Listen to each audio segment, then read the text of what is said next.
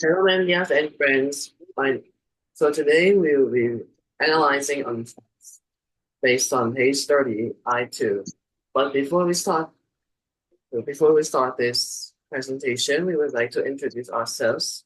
My name is Kenneth from 9A number 16. And my name is Karel, 9A number 13. Okay, so we started. So the charts that we are going to analyze was chart number 4, Indonesian education quality statistics. So let's start with my opinions first. So my opinions regarding on chart 4 is that I think that higher education enrollments was the lowest compared to others. For example, junior secondary enrollment and primary school enrollment. And the main issues regarding highest education enrollments that was many. For example, the cost in order to new higher education was too high, and and there's like a entrance exam which is very competitive. Then there's like a shortage of qualified teachers, and there are many issues regarding to that. And I agree to that data because not not only for the not only primary schools, junior secondaries, or even senior secondary was important for the nations, but also higher educations like the university or college is really important.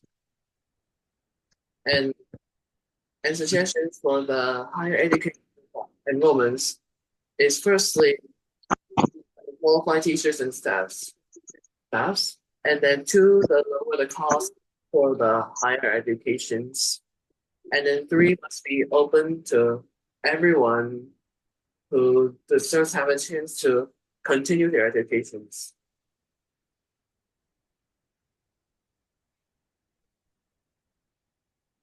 Okay, so I'm gonna share about my opinion with in the chart board. So based on the chart, in the chart provides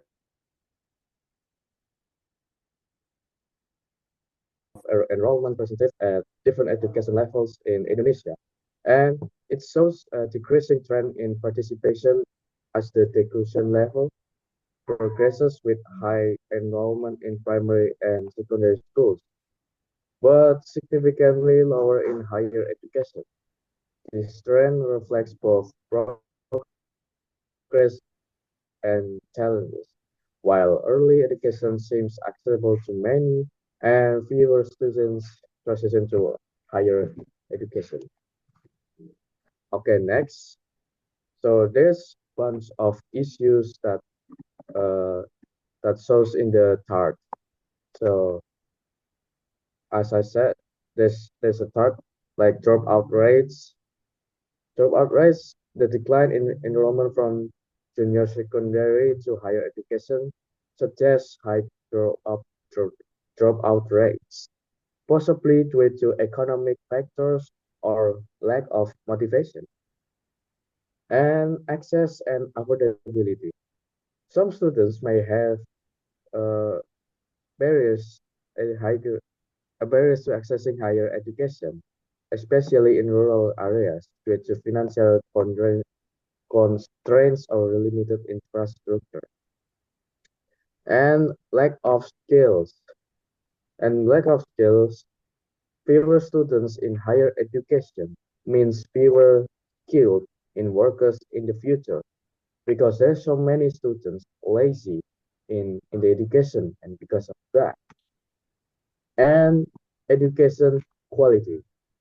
Early education may not prepare students well enough to continue higher levels. Right, next.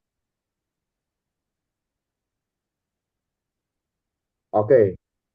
Uh, I think in my agree or disagreement, if the government is still focusing only on expanding basic education, but not addressing the transition to higher levels, I will disagree with such efforts, and because of that, ensuring such access to quality education at all levels is crucial, especially for higher education, where future professionals are shaped.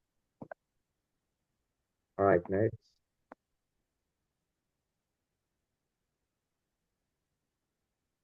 Okay, so there's an so we can fix these issues by motivation. Motivation programs can also encourage students to understand the importance of higher education. Yeah, like that. And additionally, collaboration with companies to offer internships and support education will create more opportunities and maybe better prepare students for the workforce. And the government. The government must improve education. I must I agree with that because the government is the main thing to control the education. The government must also act and be aware that education in Indonesia still lacks the best quality. Increasing the number of vocational schools will provide alternative pathways for students who may not pursue college. Okay, thank you. Thank you for the thank you for the presentations. And that's it for the presentations. Thank you, Mandias and friends. Okay. Terima kasih Okay, yang thank you. recording.